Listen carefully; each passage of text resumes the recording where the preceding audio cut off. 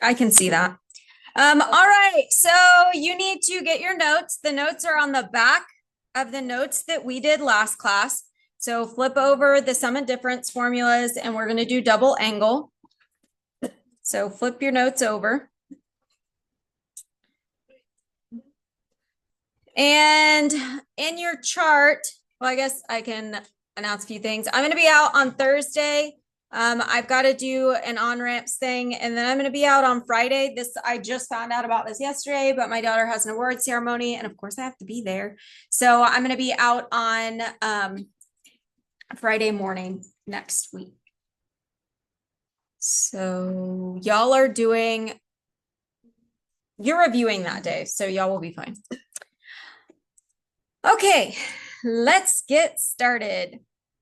Double angle formulas. So the double angle formula for sine. So again, it's double angle. We're doubling the angle. So double angle formula for sine looks like this.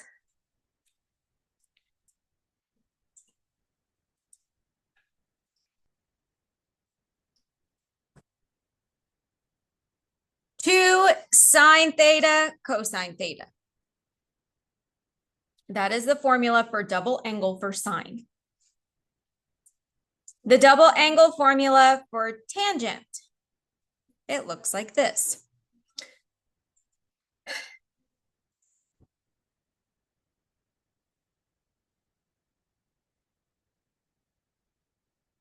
It's a fraction, so give yourself room.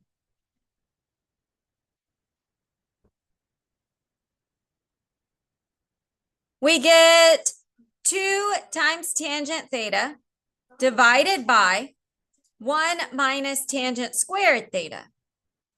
Double angle formula for tangent. The double angle formula for cosine is a real fun one because there are 3. So give yourself space. I'm going to write like one kind of at the top, one in the middle, and one at the bottom. That's why you've got this big box for cosine. Cosine has 3 double angle formulas.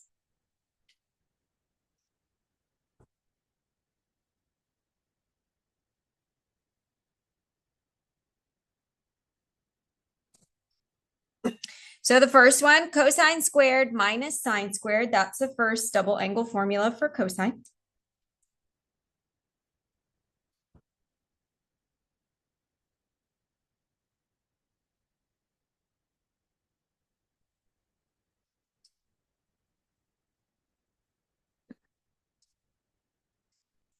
My theta looked so little.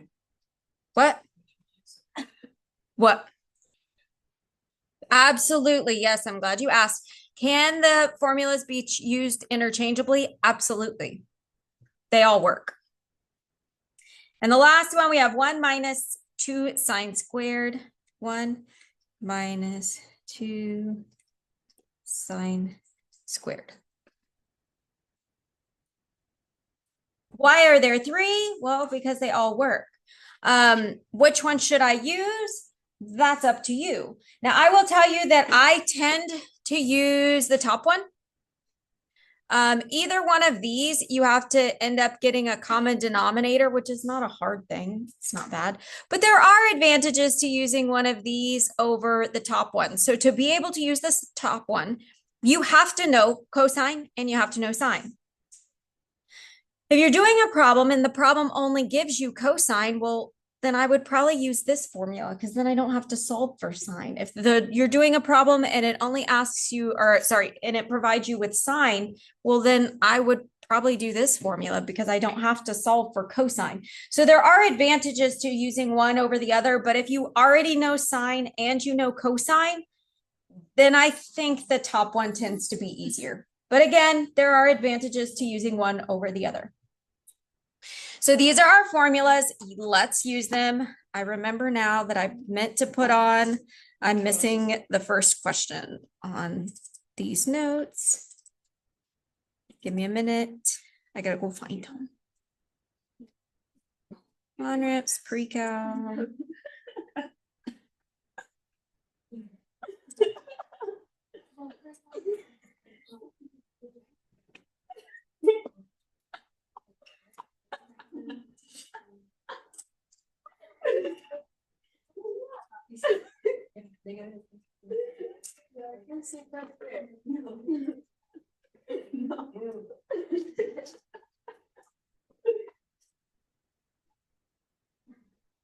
All right, these numbers correspond with the numbers in the green packet. So like when you're doing your exploration exam, that's why there are numbers on here, and they're kind of like we're starting with question 11. Questions 8 and 10 are in your packet, but we kind of explain them through the chart.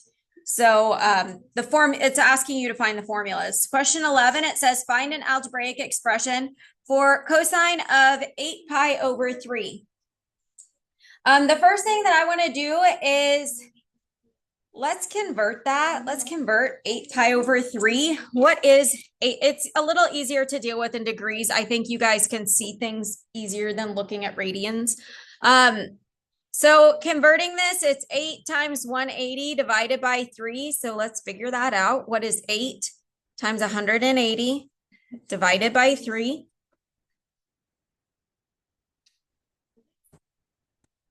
And you can use a calculator for the sake of time while we're doing notes.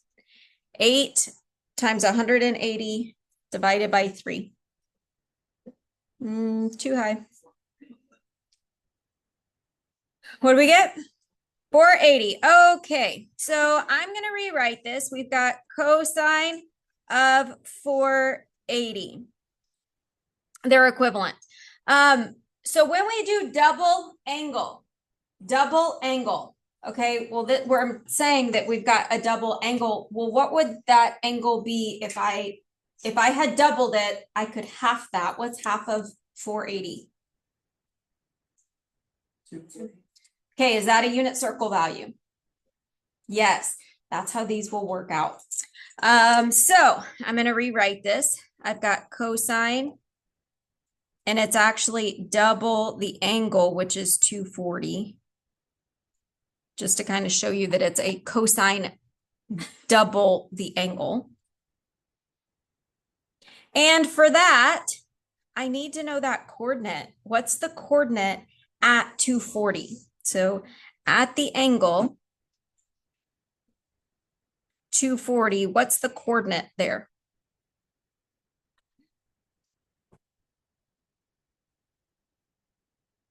Unit circle. Look at your unit circle. What's the coordinate at 240? It's in the third quadrant, so I know it's going to be a negative and a negative. What's the coordinate?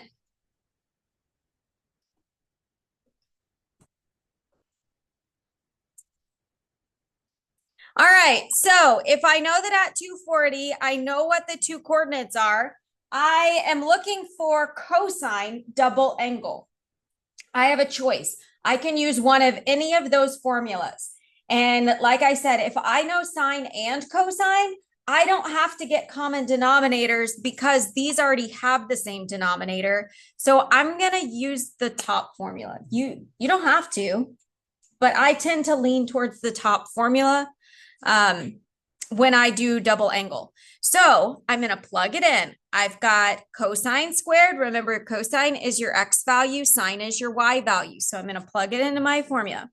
I've got negative 1/2 squared minus my sine value, which is negative square root 3 over 2 squared. What's going to happen when I square a negative number? Every time, right? So does it really matter if it's negative? Nah, they're both going to come out positive. So when I square something, I have to square the numerator and the denominator. So this turns into 1 over 4. I squared the numerator and I squared the denominator, and it didn't matter if it was negative, it's going to turn into a positive. Minus, what is the square root of 3 squared?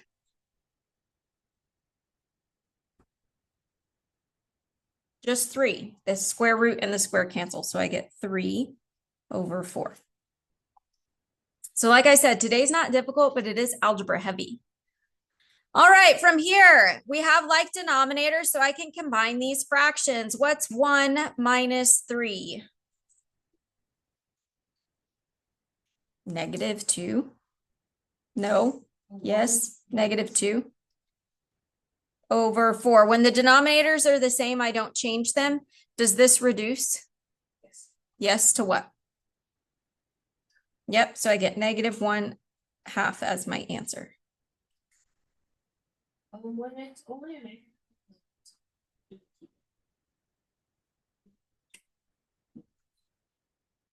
Say that one more time. Like if it's, would the 1 only be negative? It would be. It doesn't matter. You can apply it to the 1 or the 2, but you can't apply it to both. Because it's negative of that value. So like if you think about it as a decimal, it would be 0.5. It's just -0.5. So if you had it as -1 and -2, it would become a positive. So it can't be applied to both. Oh, okay. Uh-huh. All right. So first, cosine double angle formula. Yay.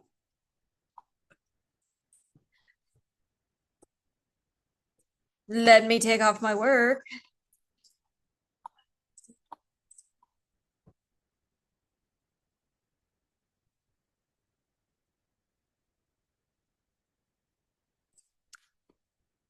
The next problem, it says cosine x is equal to 3 over 5, and x is in the first quadrant. Find the exact values for sine, cosine, and tangent. These, we're finding double angle for sine, cosine, and tangent. They should probably all have the same variable. If it's given in x's, these should be x's, or if these are thetas, these should be thetas. So I'm just gonna go through and change it because it should be the same. So this, I could change it to a theta, and this, I can change it to a theta. They should just be the same variable. That's my bad. It was a typo when I was typing it. Should be probably the same. Okay, so if we have cosine, it's in the first quadrant. And I know cosine. So I'm going to sketch a little triangle. I've got cosine in the first quadrant. Theta has to go here. And it says that cosine is 3 over 5. So that's adjacent over hypotenuse. What is going to be my missing value? 4. Now, if they're testing you over double angle, they aren't testing you to make sure you can use Pythagorean theorem. Usually it's going to be a simple triangle, a Pythagorean triple, 3, 4, 5 right triangle, something like that. So I could identify from here that I do know, because the problem told me, I have cosine of this triangle is 3 over 5. I can look at my triangle and I can see that sine of that same triangle would be what? 4 over 5. And what would tangent be?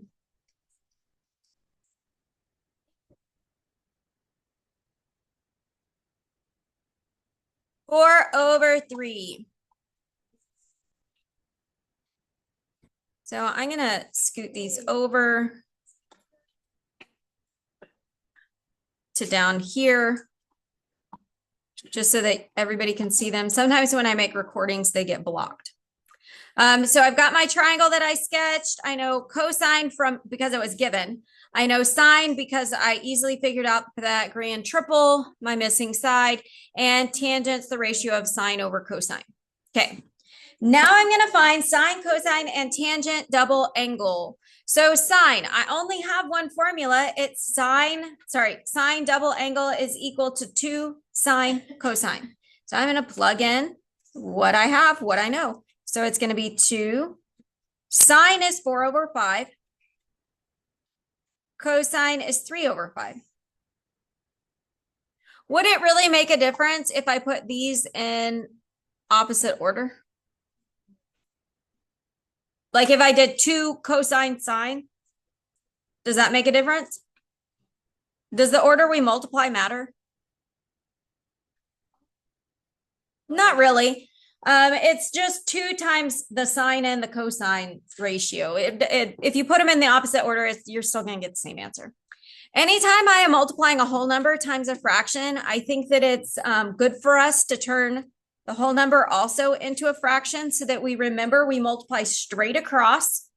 And so in the numerator, I have 2 times 4 times 3. So 2 times 4 is 8. And what's 8 times 3? 24. In the numerator, I have 1 times 5 is 5. 5 times 5 is 25. Can this be reduced? No, so that is my answer.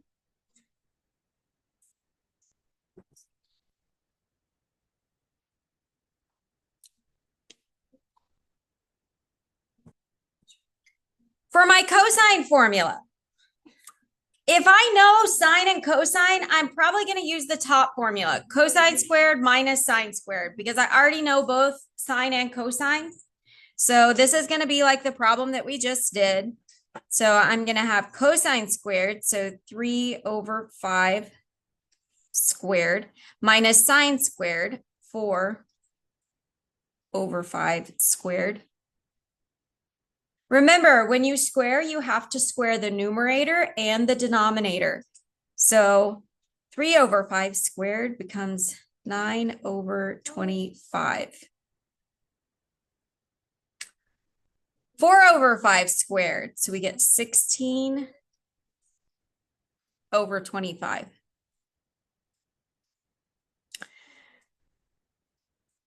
When we're adding or subtracting fractions, here, it didn't matter if the denominators were the same. You can multiply anything you want.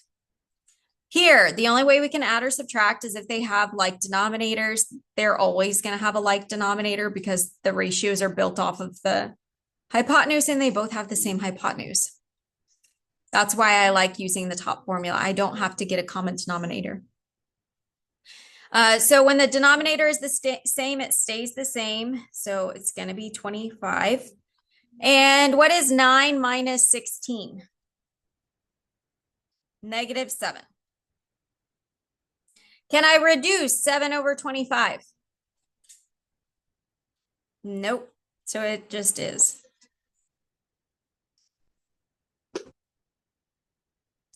Tangent formula. And I think in doing the tangent formula, you'll see why I don't use the other two cosine formulas. And I can, but I don't as often because you have to find common denominators with your one, which is not hard. It's just an extra step. The tangent formula. So I got to plug it in. So this formula has 2 times tangent in the numerator. So 2, and then tangent is 4/3. Divided by 1 minus tangent squared. So 1 minus 4/3 squared.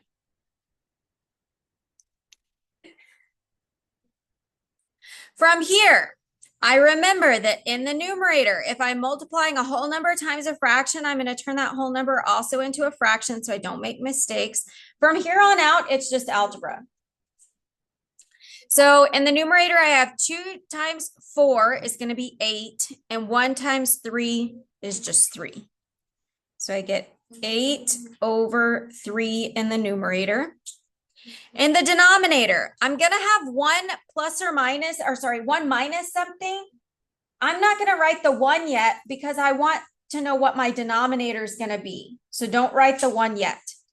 So I'm going to have minus whatever I square. So when I square 4/3, I'm going to get 16/9. So if this has a denominator of 9, I'm going to change the 1 so that it also has a denominator of 9. So instead of writing 1, I'm going to write 9/9 so that they have a common denominator. So I wait to write the 1. And that's what you have to do with the other two cosine formulas. You have to change the 1 so that it matches the denominator. That's what I'm saying. It's just an extra step. It's not hard. It's just an extra step. From here, now I can combine these. When the denominators are the same, they will stay the same. So I'm going to kind of come back over here. So in the numerator, I'm going to have 8 over 3. The denominator, it's going to be a 9. When the denominators are the same, they stay the same. What's 9 minus 16? We already did that here. 9 minus 16. -7. All right, anytime that we have a fraction divided by a fraction, we do keep, change, flip. So I'm going to keep or multiply by the reciprocal. I'm going to keep the top fraction the same. 8 over 3. I'm going to change the operation. Instead of divide, I'm going to multiply. Flip. I'm going to flip the bottom fraction. So -9 over 7. From here, when I go to multiply this, can I reduce these things? Yes, I can. So before I even multiply, I'm going to reduce because 3 and 9, those can reduce. So this will be a 1 and this will turn into a 3. It'll make it a little easier when I go to multiply. So I have 8 times -3, so I get -24. And then 1 times 7 is 7. Can I reduce 24 and 7? No, that is my answer. So it's just heavy algebra. So sine, cosine, and tangent, double angle formulas. It's just a lot of algebra, but you can do it.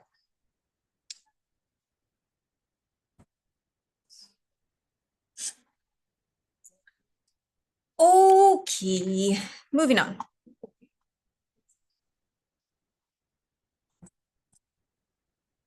Oops.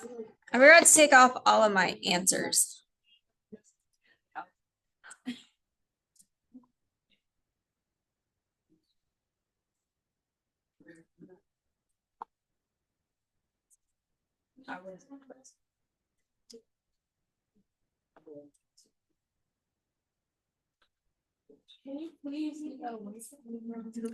The next problem. This formula. So with these, it says evaluate, and you should be able to do it without a calculator. When I'm looking at it, the first thing that you have to do is look for the pattern. So we're looking for a pattern to see which formula that we should be using. Oh, wait.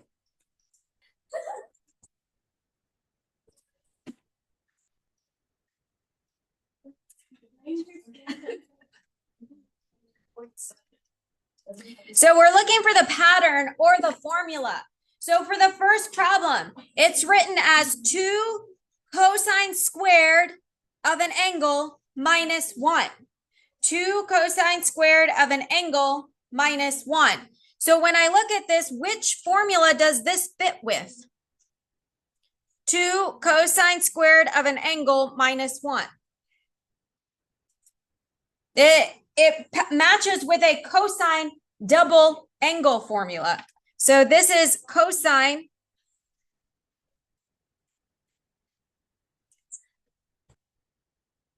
of a double angle formula where what would the angle be? What's the angle in this problem?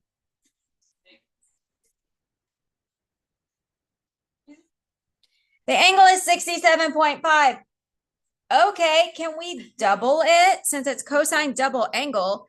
So this is cosine 2 times 67.5 because it's a double angle. What is 2 times 67.5?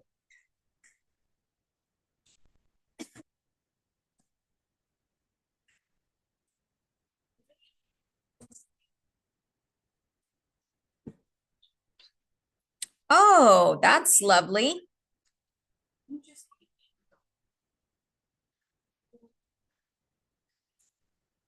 Can we find cosine of 135? Yeah, it's on your unit circle. What is it? I know it's going to be an over 4. Oh, sorry. I know it's going to be, it's a 45-degree reference angle. Yep. And cosine is negative in the second quadrant. So we get negative square root 2 over 2. It's a 45-degree reference angle. So all around the unit circle, it's square root 2 over 2. And that's your answer.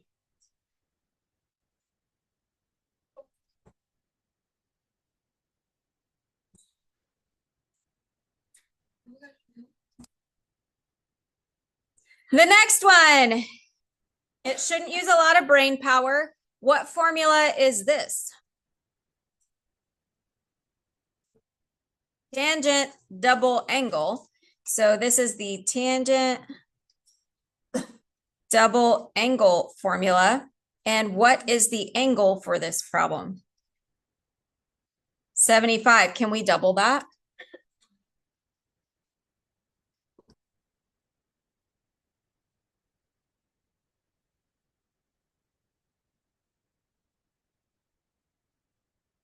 What's 2 times 75? 150. What is the tangent of 150? This is in the second quadrant. Tangent's negative. So I know it's negative. What is it going to be? Tangent of 150. It's a 30-degree reference angle.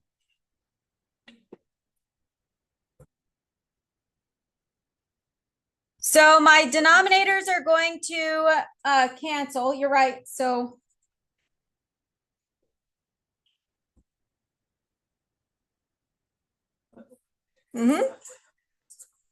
you can mental math it. That's fine. Those of you that have a unit circle, look at your unit circle. Tangent of 150 is a 30-degree reference angle. Very good. Square root 3 over 3.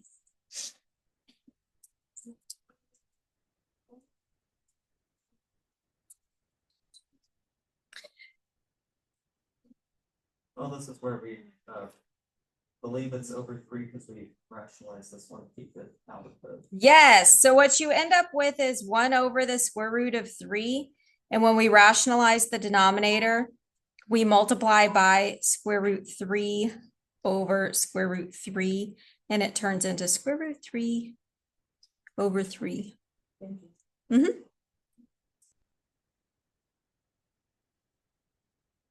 Any questions over those two? When we have this type of problem, we look for the pattern.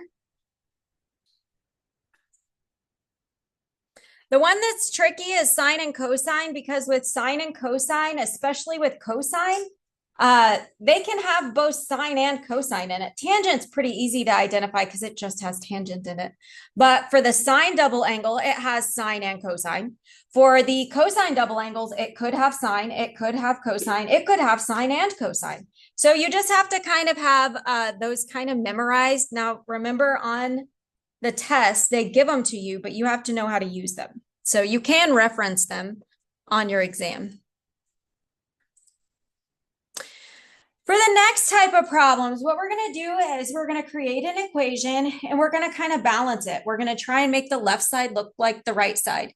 So right now, this has we have a good idea. What type of formula does this kind of look like? Cosine squared of an angle and minus sine squared of an angle. Which formula does that look like? A cosine double angle. So what we're going to do is we're going to set that left side equal to the right side. So this looks like a cosine double. Oh, I'm going to use X. We got to make our variables the same. Cosine double angle. From here, what is the angle in our given problem? What's the angle here? 6x. All of that is my angle. So my angle is 6x. Bless you. Oh, sorry. I kind of wrote this wrong. I'm going to rewrite it. I can't go to that part yet. My angle is 6x. I have to start out with my cosine double angle. Cosine squared of an angle minus sine squared of an angle is equal to cosine double angle. Sorry, this is what I meant to do. So if my angle is 6x and I plug that in here, sorry, I wrote it wrong. If I plug in 6x everywhere that you see theta, because anything you do to the left side, you have to do the right side. So I get cosine, and I've got 6x, I'm plugging it in.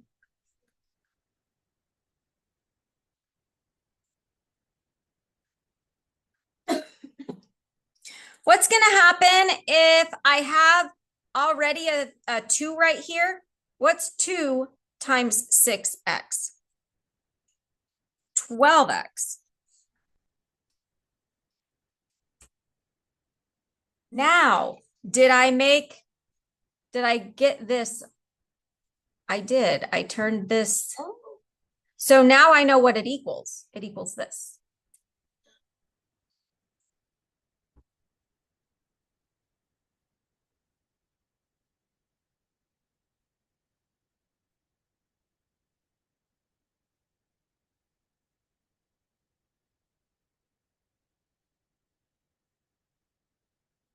For the next problem, what formula is this? 6 sine cosine.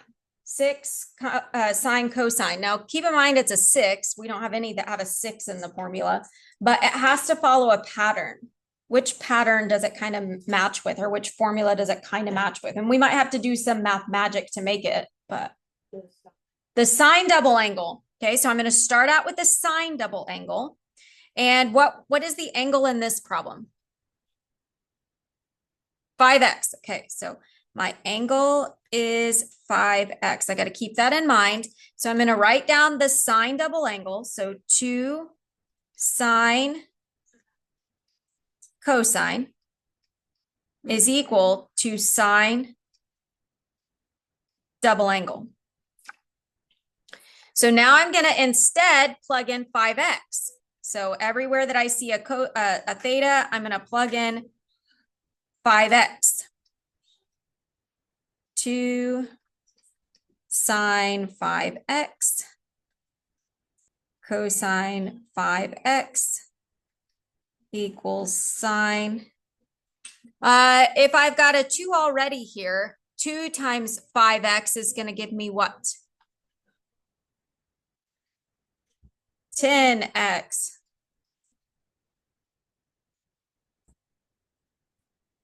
Here, does this look like what we're trying to make it look like? No. Almost. What are we just missing? 6. Okay, how could we turn in 2? How could we turn 2 into 6? What could we do? Multiply by 3. Okay, so anything we do to one side, we have to do it to the other. So on this side, we could multiply by 3. On this side, we have to multiply by 3. So on the left, I get 6 sine 5x cosine 5x. And I'm going to put the 3 in the front. If I'm multiplying by 3, it should be in the front. So 3 sine 10x. Now, did I make this look like what I was given? Okay, well then it equals that.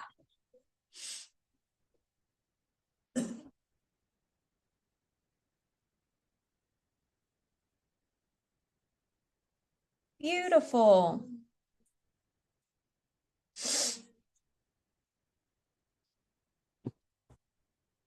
The next 2 problems are solving.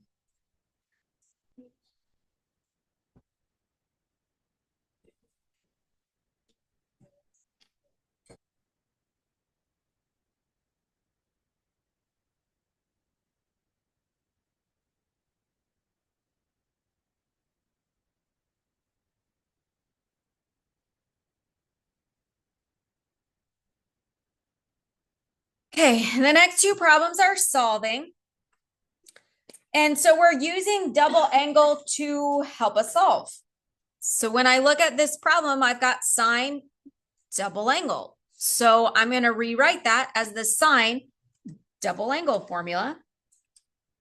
So right here, I'm going to rewrite sine 2x as 2 sine x, cosine x, because that's the sine double angle formula.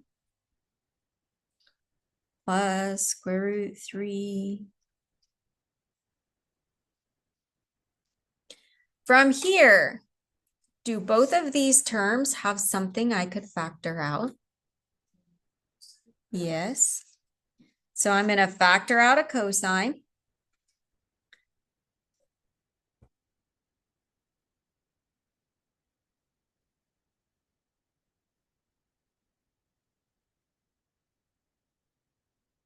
Now, the zero product property, this should be like, remember, it's a refresher. We already know this. Anytime you have two things that are being multiplied and they're equal to 0, you can set both of them equal to 0. This was our last unit test. We had to do solving. So I can set each one of these equal to 0 and solve. So I get cosine x equals 0. As I rewrite this one, I'm going to kind of simplify my fraction or simplify my equation too. I know I'm setting this equal to 0. So I'm going to write, oh, I forgot my x next to my sign. Oops. I'm going to subtract 3x and divide by 3x, square root 3, and divide by 2. So I have sine x is equal to negative square root 3 divided by 2. I just kind of did this math in my head. Cosine of 0. Cosine of 0 happens when you aren't moving left or right, you're staying put. So it could happen up at pi over 2 or down at square root 3. Square root 3, 3 pi over 2. So x could be pi over 2 or right up at 90 or down at 270. 3 pi over 2. On-ramps really likes radians, so we'll answer in radians. Square root 3 over 2. So sine is going to be negative when we move down. So it has to be a third and fourth quadrant angle for me for that.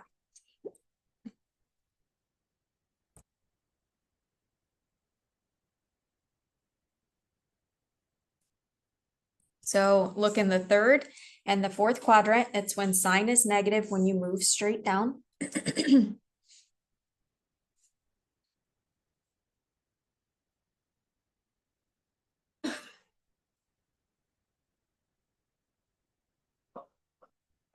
Yep, 4 and 5 pi over 3. So 4 pi over 3 and 5 pi over 3. This problem says find all the solutions over the interval of 0 to 2 pi. These are all everything that's inside the unit circle. If it said find all possible solutions, then it wouldn't just be these. It would be each one of these plus 2 pi in for each one of them. But it doesn't say all possible. So I'm just going to box all these. Yep.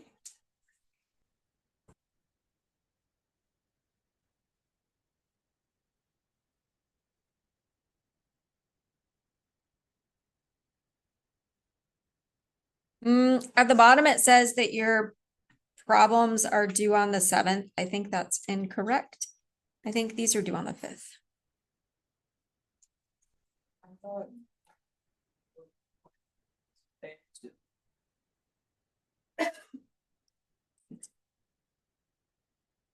B is due on the 5th. A is due on the 3rd. All right, the next problem. Again, the goal is they want you to use double angle formula. So you've got cosine double angle. We're going to rewrite that.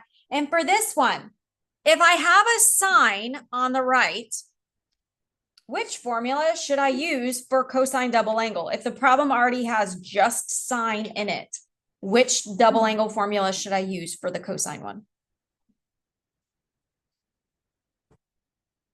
Oh, no, no.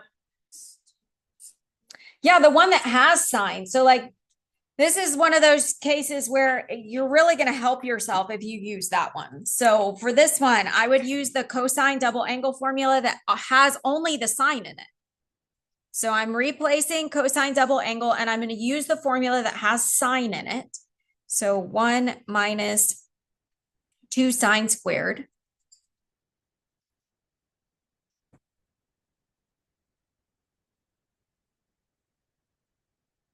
I'm going to change that to an X. The variables should be the same. From here, it's kind of hard to see what to do. We need to get everything to one side. So I have a negative sine squared here. I would really like that to be positive. So I'm going to move everything on this side to the right side.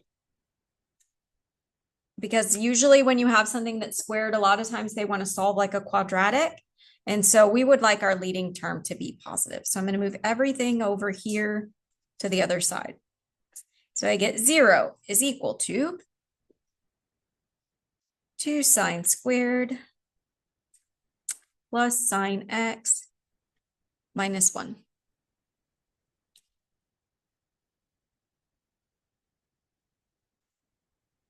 You may or may not remember when we did our solving unit, there was probably a problem on your test where you had to solve using like a quadratic. This is another problem. I wouldn't be surprised if they had something like this on your test. The skill of being able to solve a trig equation like a quadratic. So we've got sine squared and a sine and a constant. It's a little easier to see if we rewrite it. So I already have x's in my problem, so I could do something else. So let's say 2w squared plus w minus 1. Now that looks way more like a quadratic, so we're going to factor it. So this equals, they're probably going to give you something that's pretty easy to factor. This one is pretty easy to factor. The only way that you can make 2 is with a 1 and a 2.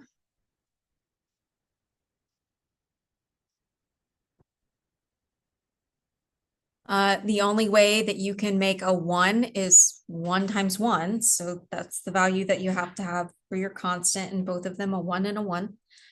Now we just have to figure out what our signs would be. I know that the only way I can multiply to get a -1 is that one has to be positive and one has to be negative.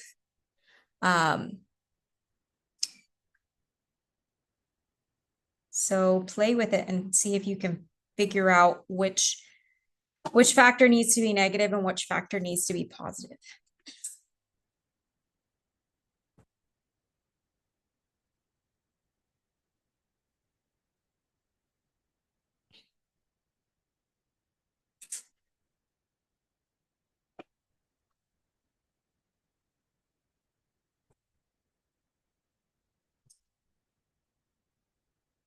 What do y'all think?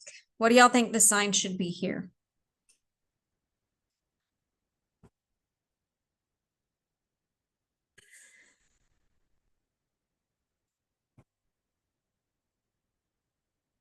We should all be able to factor.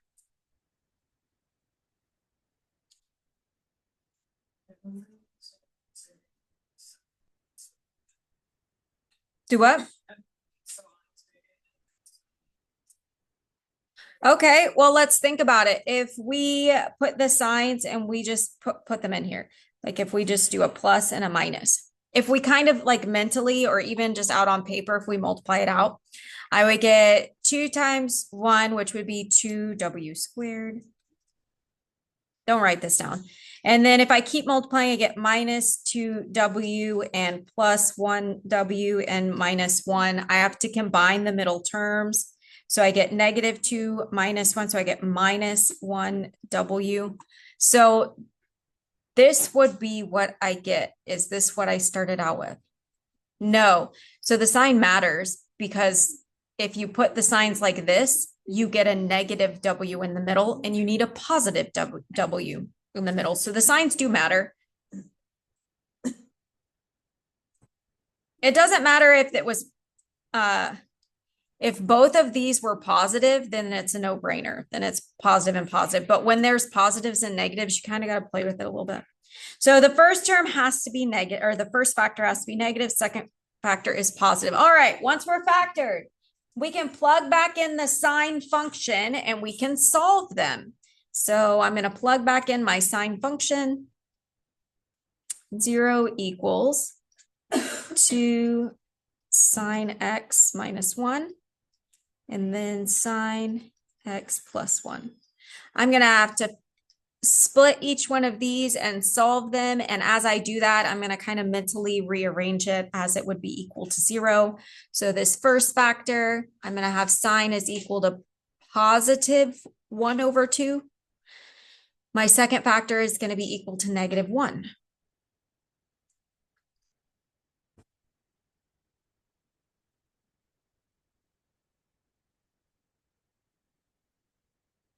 All right, when is sine equal to positive 1/2? It's going to be when y moves in a positive direction, so it has to move straight up. So I'm going to have a first and a second quadrant angle. When is sine equal to 1/2? Do what?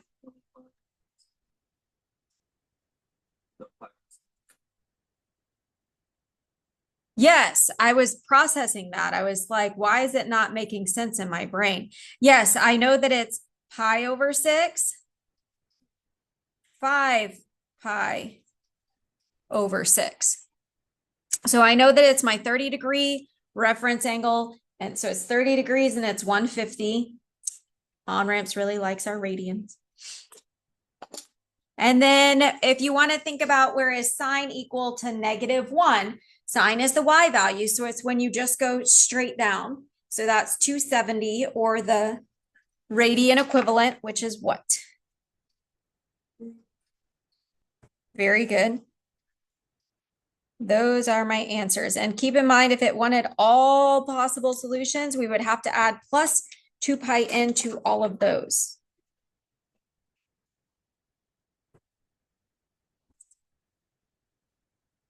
As a reminder, these are the things you will be given on your test. So you pretty much just have to know the fundamental identities.